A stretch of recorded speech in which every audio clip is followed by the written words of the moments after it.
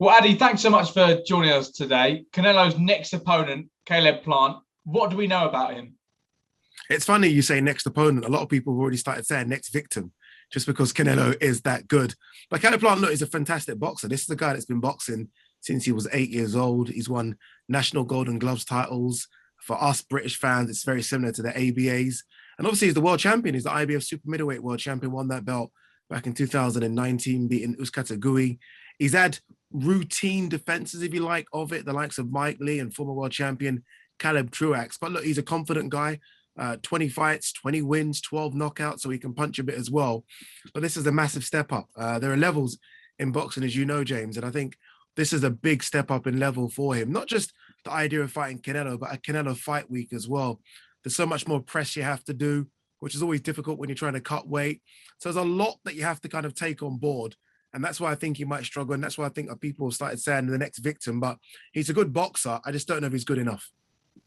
And what happened between the pair at the first press conference? Because things got rather spicy, didn't they?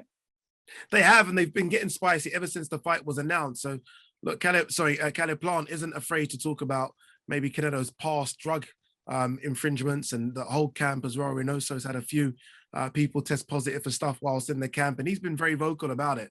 And I think Canelo's not like that.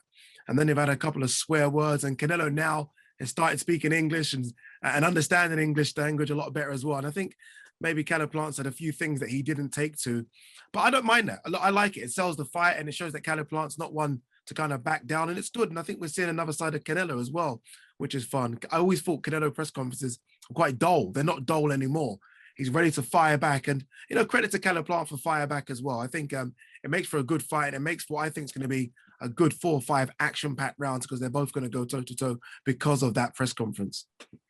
And as you said at the start there, some people see Plant as Canelo's next victim. And if that is the case, what do you see the future being for Canelo? Because we've seen him already step up to light heavyweight and win a world title. He spoke himself last year and said that he'd love to go and win a world title at Cruiserweight. What do you think is realistic for him?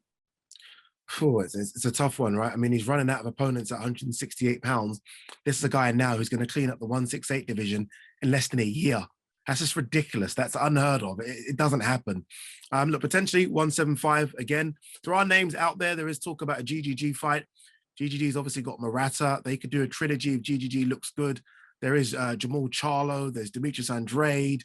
Maybe even potentially a Chris Eubank Jr. fight. But at Cruiserweight, look, you never know. It's funny because I was at ringside watching the Laurence Okolie fight, and I'm not going to say who mentioned it, but there was someone very well known sat next to me, and he's like, you know what? I think Canelo could beat Laurence Okolie at Cruiser. Canelo always wants to fight. He's spoken about fighting in the UK. He loves coming over here. You never know. Canelo versus Laurence Okolie in 2022, world title fight. Canelo trying to win a weight in 5 different weight classes. I wouldn't rule it out. It does sound crazy, James, but I would not rule it out.